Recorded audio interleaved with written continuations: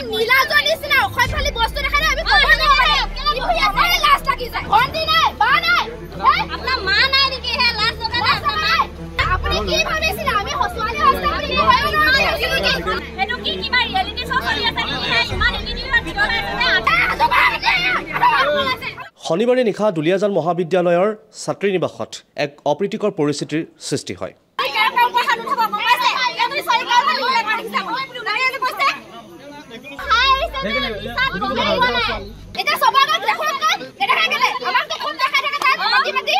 ছাত্ৰী নিবাসত নিশা শিলগুটি দলিয়াই অশান্তিৰ সৃষ্টি কৰা এজন যুৱকক ভালকৈ এজাউৰি দিলে মহাবিদ্যালয়খনৰ ছাত্ৰী নিবাসৰ ছাত্ৰীসকলে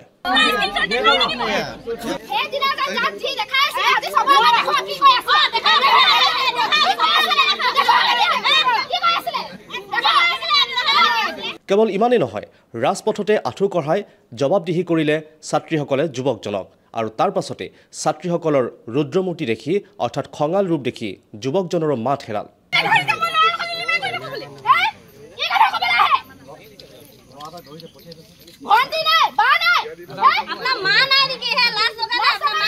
দীৰ্ঘদিন ধৰি ছাত্ৰী নিবাসৰ ছাত্ৰীসকলক এই যুৱকজনে অশালীন ইংগিত দি অহাৰো অভিযোগ উত্থাপন কৰিছে অৱশেষত ছাত্ৰীসকলৰ ধৈৰ্যৰ বান্ধ ছিঙিল আৰু তাৰ পাছৰখিনি দৃশ্য এয়া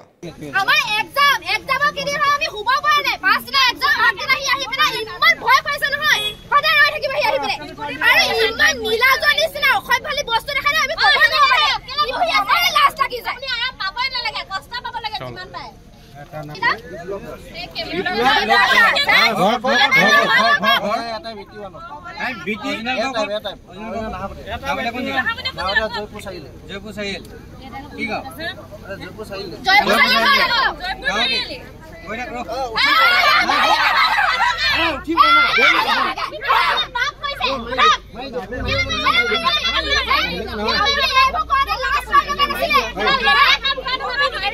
আপুনি কি ভাবিছিল আমি হসুৱালি হস্তা বুলি হয় নহয়